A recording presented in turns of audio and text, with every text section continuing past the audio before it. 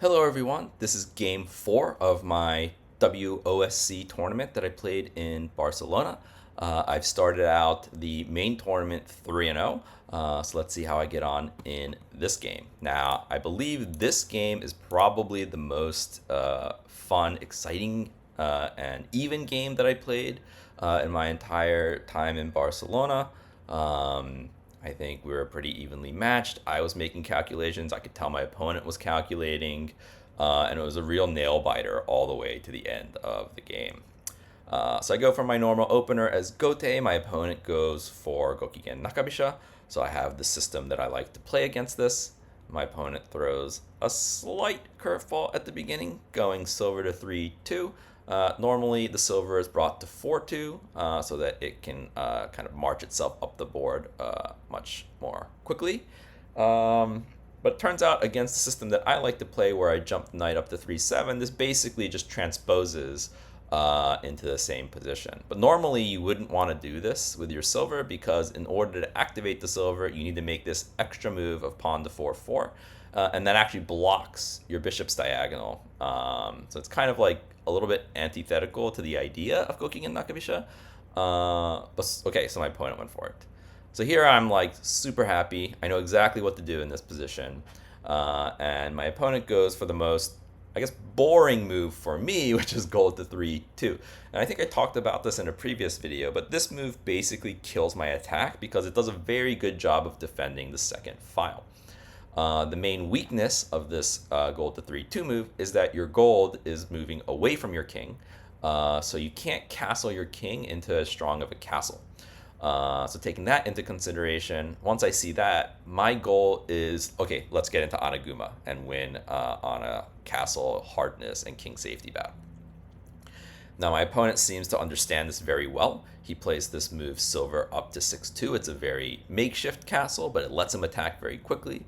He's bringing the silver up the board. And all I'm trying to do here, again, is safely get into Anaguma as quickly as possible. And my opponent even does a good job trying to get his gold back into the game, understanding that I'm not going to attack anymore. And he brings the gold up to 4-3. So yeah, this game is very clearly a situation where I think both of us understand I'm trying to go for Anaguma, and he's going to be doing whatever he can to prevent me from going for Anaguma. But in this position, I was very, very confident, and then my opponent played this move. And here I'm going to pause real quick because this is a very unusual move. So let's go ahead and switch over to Lee Shogi real quick. This Lance move. Lance up to 9-8 is fairly common from ranging rook players. The idea being you're running your Lance away from 9-9 so that in the event that I promote my bishop, I don't also get to capture a Lance while promoting the bishop in the same move. But moving it all the way up to 9-7 here indicates my opponent wants to do something like this and line up the rockets on the 9th file and attack my edge. And this makes sense for my opponent because I've already jumped my knight over to the 7th file, which means that it can't help defend the 9th file. So here I have a decision to make, right? So clearly my opponent understands with these moves here, he needs to be aggressive in this position. He can't just let me castle into Anaguma willy-nilly because then I'm going to just, have a nice positional advantage because my king's going to be extremely safe while his is extremely vulnerable. So here I had a decision to make, which is, do I continue my plan to go for Anaguma? Do I completely abort my plan to go for Anaguma and prepare for this attack? In my head, that means silver to 3-2, making left side Mino. Or do I kind of take an in-between move, in-between option, I guess you could say, and bring my gold up to 3-2 first? So I decided against going straight for Anaguma, mainly because I couldn't figure out for sure if I was going to be safe doing it. And I didn't feel like there was really a need for it, right? Like, my opponent's king is very weak because he only has 2 general pieces defending, and they're not even in that good of a configuration. He needs one more move to make kind of the, what is this called? Elmo type castle. It's like I guess it's like a reverse Elmo in this situation. And me just making this one move or this one move means my king is already much safer than his.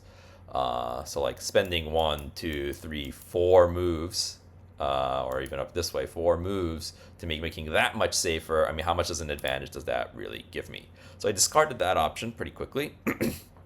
And then really I spent my time trying to think what's the difference between these 2 moves. And the silver to 3/2 move, what that does is make the left Mino, and left Mino is generally pretty good against attacks from the side. And my opponent isn't going to be attacking me from the side, right? He wants to get in on the edge and attack this way. So that's why I was considering that option. In the end, what I decided to do is go for the gold to 3/2 option. Now, the reason I decided to go for this is, again, this structure is already much safer than my opponent's king. So if I need to start a counterattack or I need to start defending the other side of the board, I can do that immediately, just like with the left Mino. But this doesn't lock me in to not going to Oniguma. It still leaves the option open if my opponent slows down or if I'm able to successfully defend the attack and my opponent starts playing a slower game, to then go into Oniguma from here. So this is the decision that I made. Again, kind of like an in-between move where I leave my option open to go to Oniguma, but my king is still pretty safe. Oh, wrong way. So yeah, and this decision actually comes into play a little bit later. And my opponent, of course, goes and swings his rook around for the edge attack. And I actually thought for a decent amount of time, I think, when I played this move. And my idea here is let me throw away this pawn so I have kind of like the clear way for my rook. Oh, I guess I misedited this a bit. And then what I wanted to do is get an extra pawn in hand by trading my pawn on the 5th file. And then what I calculated was if my opponent starts his edge attack here, I actually have time to drop my pawn to 2-5. And my opponent goes ahead and takes the pawn on 1-6, and it turns out that that is a bit of a mistake. So yeah, we just saw these moves, and this is the position where I dropped this pawn, and I did quite a bit of calculation to come to this conclusion that I can drop this pawn. And my calculation was that this is actually a bit slow. Well, at the very least, I'm no worse here, was my calculation. Now, you can see in the evaluation that it's evaluating much heavily for me. But initially what I thought was even if my opponent goes ahead and promotes the pawn here, at the very least I'll have something like pawn to 8-7. Now you can see the evaluation doesn't quite like this, and we can go over exactly why. But here I'm like, okay, we trade,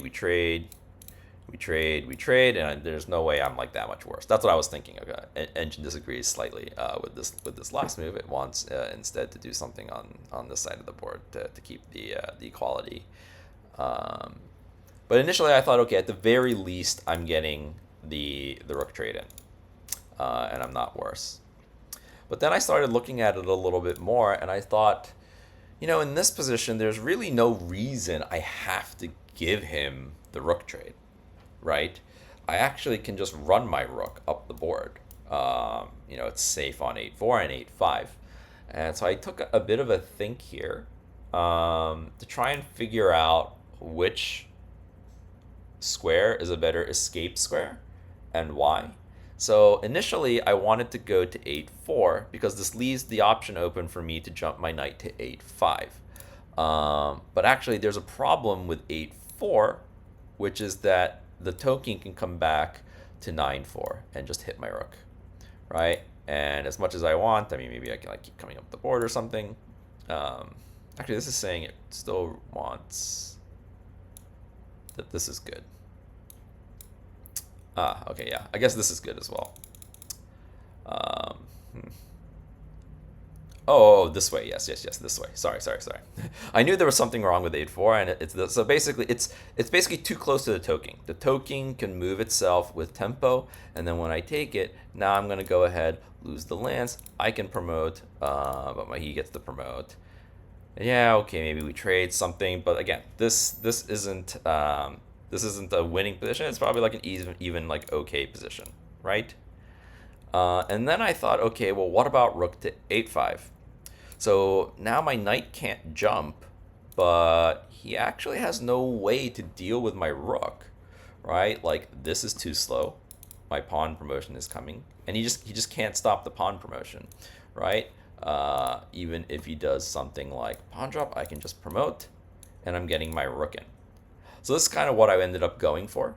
So yeah, let's just get back to the game. So that was my calculation in this position. And I think my opponent just missed this move, rook to 8-5. Um, I think it's a bit of a hard move, and you can see actually from the clock. I think we both just said 30 minutes, and now he's down below 20. He thought for a long time here, but I think he wasn't ready for this move. So he goes ahead and makes this pawn jump, but again, like I can just promote the pawn and get my rook in. Um, and so here I was feeling pretty good. Like I was like, okay, like I'm like calculating well, and I'm in a good position. So I actually spent quite a bit of time after my opponent is asking me to trade rooks, and here um, the two options I was trying to think of is, do I trade the rooks myself, or do I instead drop a pawn? So again, you can see the engine change.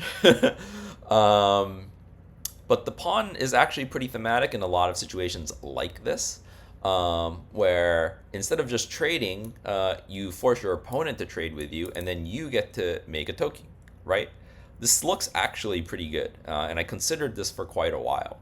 The problem that I had with this move is that my opponent can just run, he gets tempo, and then my token starts going in the opposite direction. He's going to threaten my silver.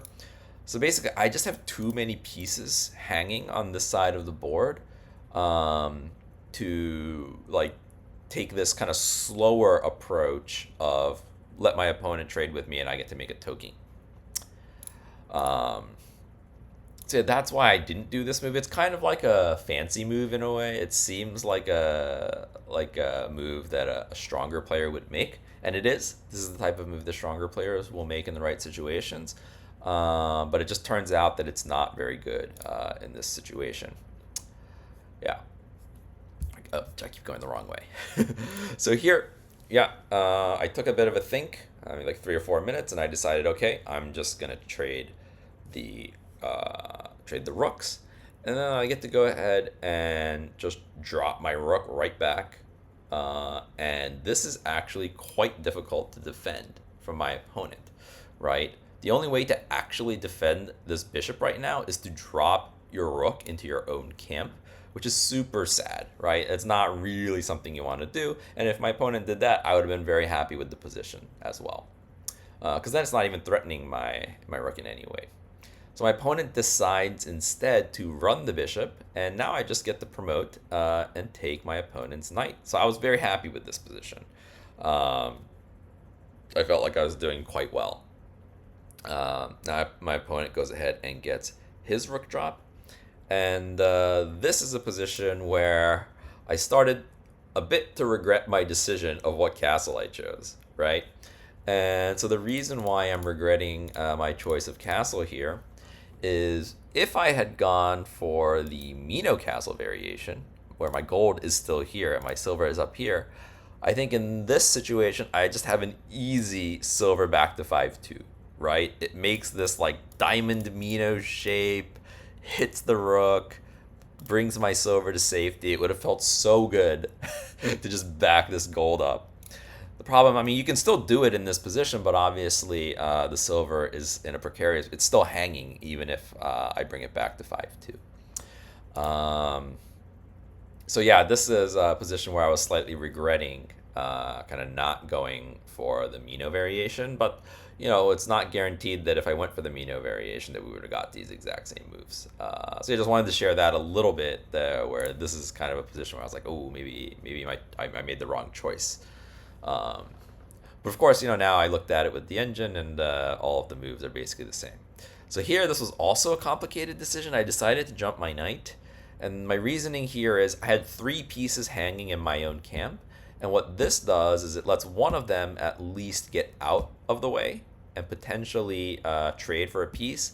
And then I also get to run my lance with tempo now on the bishop. So that was my idea here. Turns out it wasn't the exact best variation for me. But I think it's still like okay. The engine essentially did want me to retreat the silver anyway and get it a little bit in a safer position. So yeah, now I take the lance. My opponent goes ahead and takes the silver. And here it just becomes a battle of speed and calculation, really. And so I made, I think, the obvious move in the position, which I double pumped it. But yeah, I go ahead and drop the lance on 8-6. I think the reason why I was a little bit hesitant is because it does block my bishop in, but it's not like my bishop is going to go all the way over to 9-5 anyway. And obviously this is threatening to sack the lance on 8-3, and when the king takes, for me to take the gold with my dragon, so he goes ahead and prevents that by running his gold to 7-1. And now I make this pawn drop saying, hey, I'm going to attack you, I'm going to make a toe king and start attacking you. And then my opponent decides he is going to ignore this threat. And honestly, I don't think there's that much he could do about it. I mean, maybe like silver drop on 4-2, but that feels really, really bad. And he goes ahead and starts to push his pawn. So yeah, I'm going to pause it. This is going to be a long one, guys, because the amount of calculations that went into, I think, this like middle-ish slash endgame, it was a lot from, I think, both sides. So here we saw, okay, I went with this knight jump. And as you can see, what the engine wants me to do is bring the knight back. Or it even wants me to just go ahead and drop the knight right away, threatening the knight sack instead of the lance sack that I ended up doing.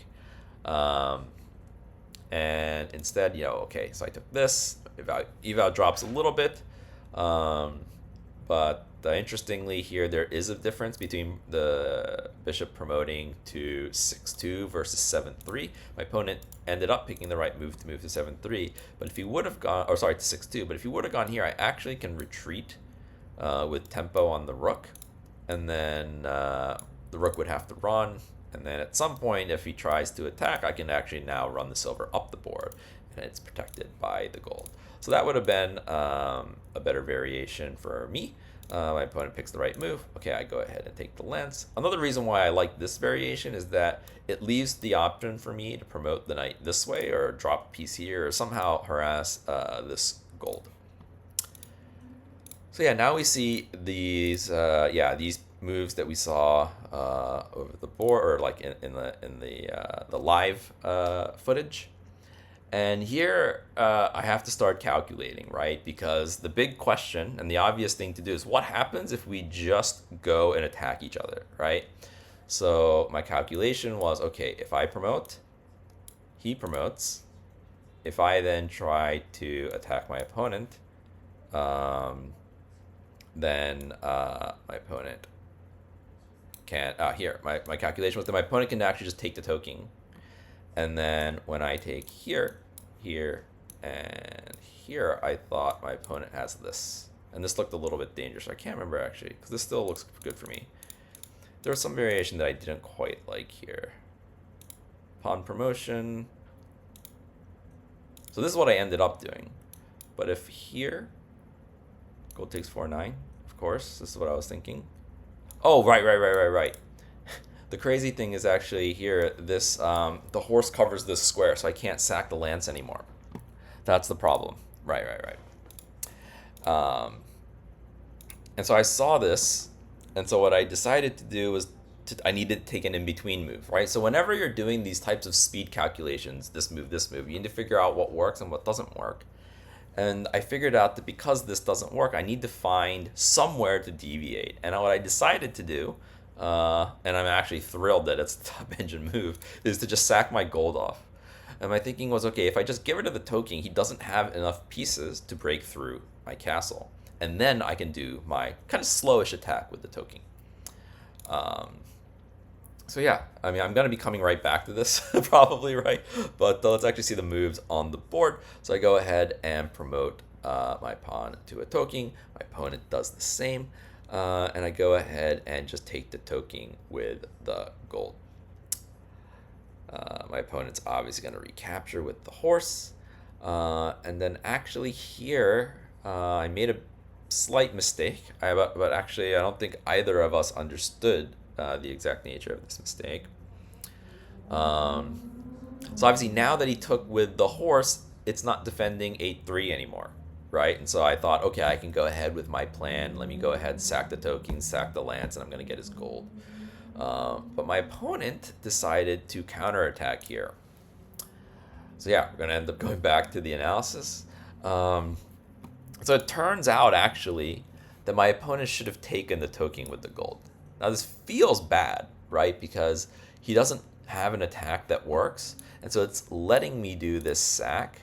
But it turns out he doesn't need to take it, which is crazy. He can actually just run the king to 3-9. And all I have is a knight. And, I can do something like knight drop. But then he can just do something like this, I think. Yeah, okay. He needs to defend this square. And actually, what the engine wants is this is even better. Just bringing more pieces to the defense. And here I'm just stuck. I have no attack. He can just do a slow attack. I don't know, maybe there's at some point I can try and some sort of a slow attack myself, like drop a token back here, but this would have been a good position for my opponent. Now, what I was supposed to do, I was advantaged here. I was supposed to bring the token back to 5-8. And obviously, it's like a similar idea. I'm going to be able to take one of these pieces with my token. But obviously, when it's on 5-8, nothing can take it, right? He can't just take with the gold. So this is a bit of a mistake I made. I think actually, I mean, technically in the evaluation sense, a pretty big one, but it didn't end up hurting me because my opponent didn't go for this. So yeah, instead my opponent decided to drop this gold. This I was happy to see. It looks scary, but I was happy to see it because, okay, my move is very simple. I can just take one of these pieces. I decided, okay, I'm going to take the gold because usually the gold is the better defender. And it comes with check. So I don't have to deal with his gold drop right away. I can just take. And now in this position, I had to start calculating again. Yeah, so again, this is going to be a bit of a back and forth between the live footage and the analysis just because there was just so much going on in this position. We're both just like attacking each other. So here I needed to figure out, does my lance promotion work? Right, all right, sack the lance, king takes, rook takes the silver. I decided it did not, and I needed another in-between move, and I found this move, pawn drop on 5-9. Now what this does is it blocks my opponent's rook, and my opponent decides to trade off the gold pieces. Now I'm going to go back again really quick because this was actually a very important move in the position. So you can see here in the engine suggestions, the top move is absolutely savage move from the engine, which is king to 1-2. Just run the king to the edge of the board. And the reason why this works is that my opponent doesn't have enough pieces that attack sideways, right? I guess really quickly, the easier way to kind of analyze this is what happens if I make this type of move first, right, and take. And you can see this is actually a mate. And it's a mate starting from horse taking. If I run the king, he actually just takes the horse and it's mate, so I have to take. But then he can just go ahead and sack, and there's a gold drop on the head. I can run, but then this is going to be a mate for my opponent, right? So yeah, so I did see this, and so I didn't go for it. And that's why I decided I needed some in-between move to slow this this attack, and I needed to prevent this idea where the rook and the horse are coordinating on 3-1. And that's how I came to the conclusion, okay, let me go ahead and block the rook with a pawn. So I'm, again, thrilled that was like number 2 move from the engine, and it actually works. So here my opponent decided to go ahead and take the gold. I recaptured. And here my opponent is stuck. because even if he makes like, okay, say this silver drop, um, my king can run, and my silver is defending the square. So the only way for him to continue the attack is to drop this golden. And when you drop the golden, you're going to give up a two-piece exchange. And this is actually what ended up happening in the game. So let's just go ahead and run the footage. So yeah, my opponent decides, okay, let me at least, while I can, get this silver drop in, push my opponent's king to the edge of the board. But yeah, it still like amazes me that I was able to calculate this. I think I was just playing very well in this game. Now here's a crazy move that my opponent played. He played rook takes 5-9 unpromote. now now this was just a mistake. And he actually asked me after he made this move, oh wait, I forgot to promote. I'm like, come on, dude. And now I don't actually think it made that much of a difference. But you can see now I went ahead and sacked my lance and quickly dropped this knight. Now here, it was actually very tense. And it was very tense here because I thought I had a mate. I thought I had mate, and I almost made the moves, and it turns out that it wasn't mate. And it's not mate, and I saw it at the last second. So let's go ahead. I can kind of show you the variations that I was thinking about. So here, obviously I went, my opponent goes ahead and takes this pawn. And you can actually see, if we go back really quick, the evaluation here is now like minus 35 or something. But even if my opponent promotes, it's still something like, minus 20 something, 27, and you let it run a little bit, it keeps going. So my opponent's like, a little bit of a mistake in terms of promoting versus not promoting the rook. It ended up didn't actually mattering very much. But essentially what I calculated here was that I can effectively go ahead and sack the lance. And initially, my idea was to take the silver this way. And my reasoning was, in this position, I didn't think my opponent had a mate. Now, now you see in the evaluation, my opponent actually does have a mate here, and it's mate in 33. And it's a crazy mate, so I thought I'd show it. It starts with this gold drop. I thought I had it in sequence, but maybe not. Bishop takes, silver takes, king takes, rook promotes, king runs to the edge, rook takes the silver on 3-2. So this is an actual mate. I looked at this as an actual mate, not like a mate in 33, but it's actually a Hishi. And here, actually, my opponent needs to sack the dragon for the knight. And the reason why this works is then you can go ahead and also sack your silver on 3-2. King takes. Bishop drop on 5-4. And here, yeah, you can run up. It's actually a little bit faster. But if you run down, there is this promotion. And then basically the king just needs to run back up the board anyway. Let's see. Oh, yes. Back with the horse. Down. Lance. Again, this is going to be a very long mate, but it's just an insane mate. And it's like this king going back and forth and back and forth. But now I can't go that way. Now finally I have to go back up the board. So all of that was just to kind of force my king back up the board. And then here, yeah, now these horses are just too strong. Oh wait, this is the wrong way. I'm looking at the actual, okay, yeah, it's this way. Right, it's this way. King runs. Pawn drop on 2-5. King runs to 1-5, or takes, same-ish deal. And now the horse gets back. King needs to run to 2-4. Pawn drop 2-5. King runs. Knight drop. King runs. And finally, pawn to 1-6. Mate in 33. So I missed this, obviously. I did not see that. Obviously, my opponent didn't see it. But I mean, to be fair to my opponent, also, like, he didn't have a chance to see it because I didn't actually go for this taking the silver. I thought at the time that this was also going to be just fine. I mean, you can see here that in this position, unless my opponent finds mate, I'm going to mate my opponent, right? So really, at least from like a practical point of view, maybe this was actually even better. But this is not what I ended up going for, because I thought I saw a mate. And actually here, also, I missed a much better move, which is dragon back. I think back to 8-8 or 9-8. Right. It doesn't. I think 7-8 is worse because the gold drop when they block comes with tempo. But basically, if I go back here, my opponent can't run, right? So if he runs up the board, I just have this knight drop, and it's mate. Going to the side is also mate.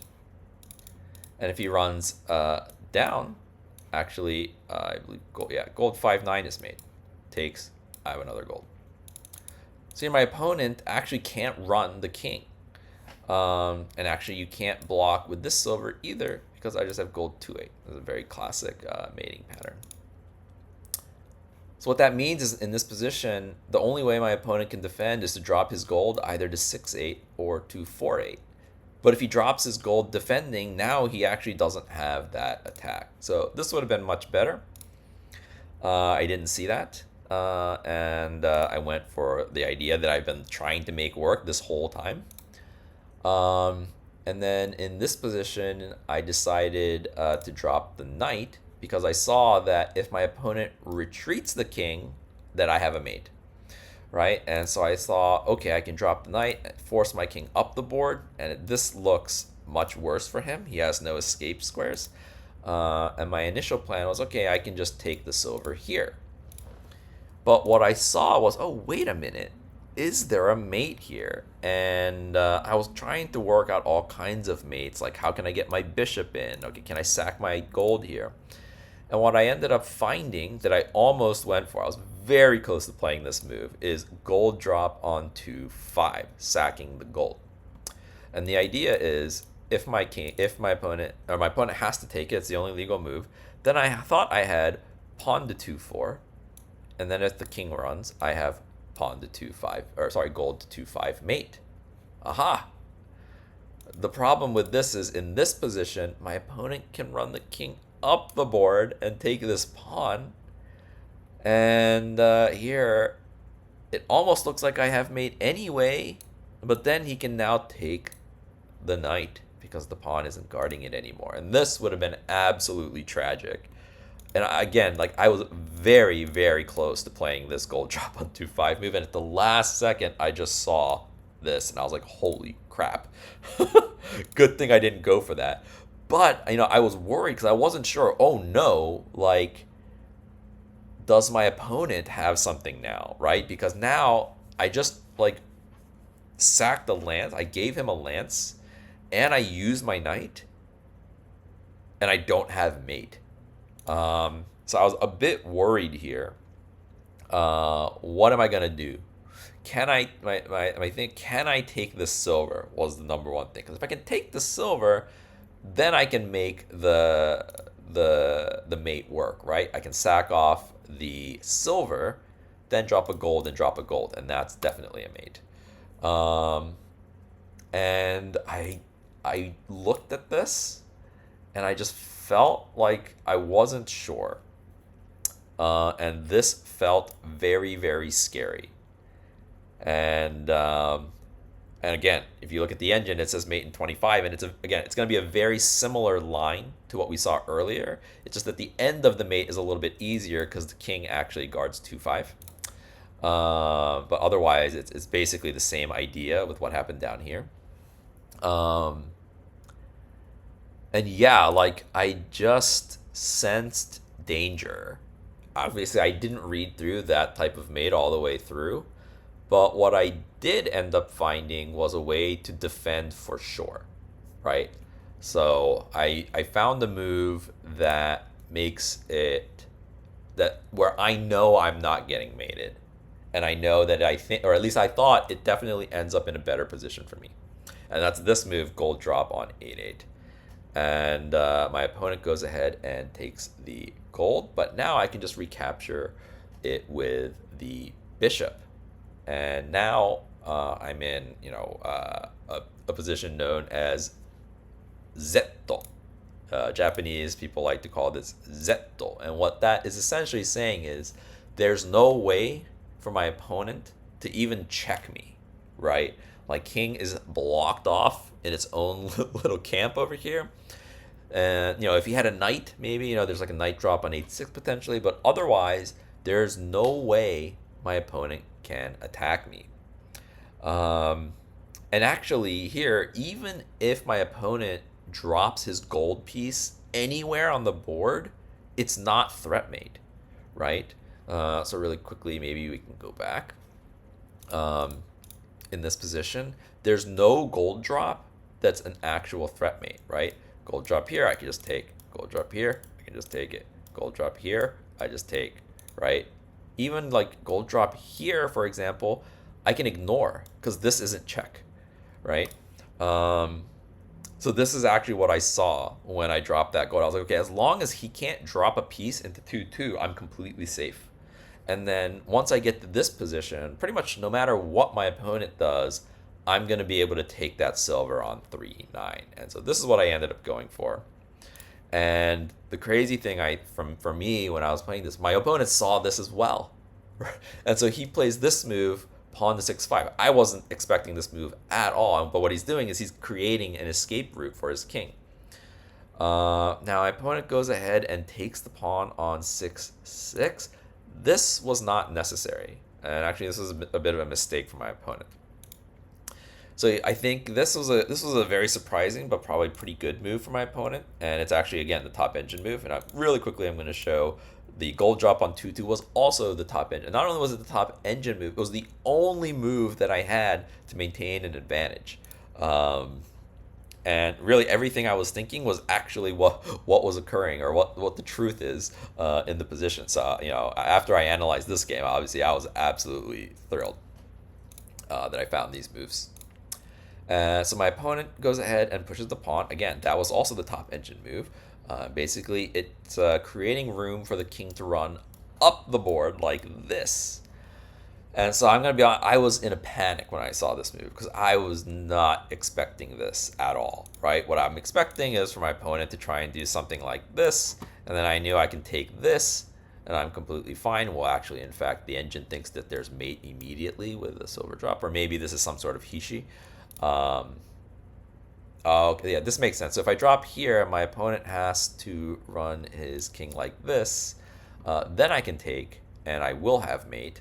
And my opponent has no options in terms of opening up escape routes. So that's the idea from the engine, which, again, yeah, makes perfect sense. Wish I would have seen that one too. But yeah, still, not perfect. But this is what I was expecting. Something like this. Like he was going to try to continue to attack because he'd been attacking me so vigorously. So yeah, when I saw this, I was like, oh crap, like what is happening? Like he's actually gonna escape up the board. How can I possibly prevent this? And I think by now it was, if not both of us, I know he was definitely in Byoyomi by now, and I'm pretty sure I'm very, very close to being in Byoyomi. I mean, I spent a lot of time trying to calculate like the mate I thought I had, and then like my bailout with gold drop on 2-2. And so I just said, okay, I'm gonna take the piece. I know my opponent can't attack me. Let me just go ahead, get some pieces, and then I'll try and figure out how to prevent my king, or how to prevent my opponent's king from running up the board. Now, again, you can see the best move here was to just start running immediately, right? Because now I can't stop the king getting up here. Now, it's a little bit dangerous here, right? Because my bishop is going to be like scoping the king through my pawn. And I can try and make some moves here. That's my idea. But I think what my opponent ended up doing here with pawn takes 4-4 just made things much easier for me. Because now his king is still essentially 2 moves away from getting to like this key 5th file, which is like kind of his safe haven because he has all his pieces there. And yeah, so again, in this position, it's still a very good position for me, but this made things a little bit easier for me. It would have been much more difficult had my opponent made a move where he just starts to run his king immediately, because now if I do something like this, he's getting out. And you can see the evaluation of the engine change to essentially just being a completely even game if I go for this. Now obviously it's -11. I hope I would have found something like this, but instead what the engine wants to do, it wants to do something really. Oh, it wants to. Okay, so it was for a while it was showing something like this, which I guess the idea is. Oh, the idea is now to just take, because he can't run. Okay, and then you're going to be, and because the horse doesn't defend these squares anymore, you're going to be able to prevent the king from coming up the board by dropping a piece here. Okay. But even without this, I mean, I'm sure there's a move something like this, right? Gold drop 4-3, silver drop 4-3, and this is going to help protect this square. But I mean, it's still, the king is still running, and it's hard to prevent it going all the way this way. So I think this is a bit of a, again, I mean, the game was crazy. We're both in Byoyomi. It's not even 1 minute Byoyomi. It's like 40, 45 second Byoyomi. So obviously very difficult situation for both of us, honestly, in this endgame. But what this pawn move allows is for me to block my opponent's escape with my rook. So this makes things much more difficult for my opponent to get up the board. But he still finds a nice move here with this gold drop. It's blocking. It's kind of like still the red carpet for the king to run up the board, right? And so what I decided to do here, I couldn't find a direct attack. And so my idea was, okay, let me start dropping pieces with tempo and somehow get more piece influence towards like this fifth file. Kick my opponent's pieces off of the fifth file, and then I'll be able to trap the king. And so this is actually the move order that I was reading, and I ended up getting it on the board. And I was like, hey, like this is pretty good for me. And now that his horse is completely out of the way, I'm completely blocking my opponent's king from coming up the board now, right? And so I think from here, the game got much simpler for me, right? My opponent has no attack, and I've prevented my opponent from running up the board. Now my opponent's blocked off one of his other escape routes on his own. I went ahead and made this move to threaten dragon to 8-3 mate. My opponent finds this move, gold up, again, creating an escape route for the king. Really quickly, I think this is basically an only move for my opponent, where after this, I guess it doesn't really matter. This, my engine is saying this is Hishi, but essentially, I was expecting him to try and defend over here. The problem is he actually can't defend it, right? So even if you make a gold drop like this, I can actually. Oh, there's something. I think maybe I'm misremembering slightly in terms of exactly what I was trying to do. Yeah, but anyway, yeah, I guess maybe it's a little bit later what I wanted to talk about in that position. But yeah, anyway, so my opponent tries to create more escape room for his king by going ahead and trading his gold for my silver. And here I'm just, okay, let me just try and calculate what the heck is actually going on. Obviously, with this gold drop, I'm completely preventing my opponent from coming up the board. And here, I'm looking at it right now, and I think I had... No, I didn't have the mate yet. Yeah. So here I went ahead and moved my dragon to 5-2 in order to block the escape square and threaten a mate.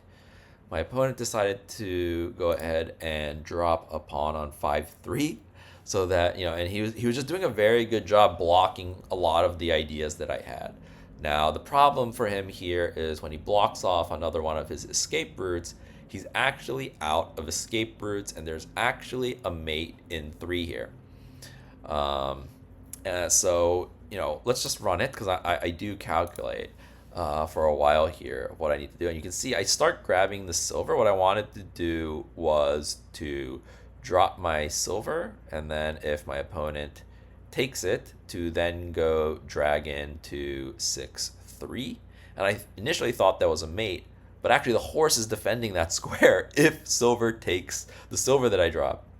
As you can see here, I'm even like holding the piece, and I almost dropped it, but that would have been another absolute disaster.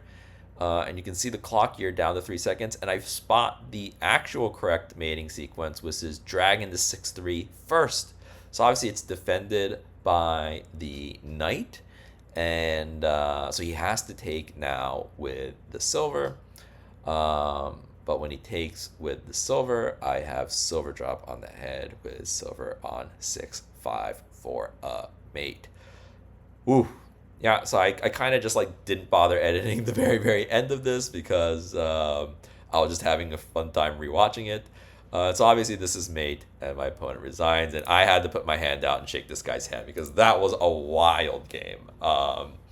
Just in terms of the calculations that both of us were just obviously making throughout the whole game. Obviously, I got a bit of an advantage out of the early middle game, is I guess I would call it, right? When my opponent tried to swing his rook all the way and do an edge attack, I got a little bit better of that exchange. But my opponent still did a really good job putting up the pressure and making me find maybe like 3 or 4 like only moves to maintain advantages over and over again. And there were a couple times obviously where I made some mistakes. But none of those mistakes really put me into a bad position. It's just there was a better, more winning position. So yeah, looking back on all the games that I played in Barcelona, I think this is the one that I played the best in overall. So yeah, I was just thrilled with this game, and I actually couldn't believe it when I started analyzing this game. Like, oh my god, like 3 or 4 of my moves were really good. It was so surprising. So yeah, that's game 4, and yeah, I started out the WOSC tournament 4-0, and so I was feeling great after this game. Obviously, a little bit tired, and this was a very long game. It was one of the last games to finish in the round. Because I mean, we were both in Byoyomi for a good 20 moves or something, and so I had to recover pretty quickly for game 5. So I'll be bringing you that analysis soon. So I will hope to see you in the review of that game.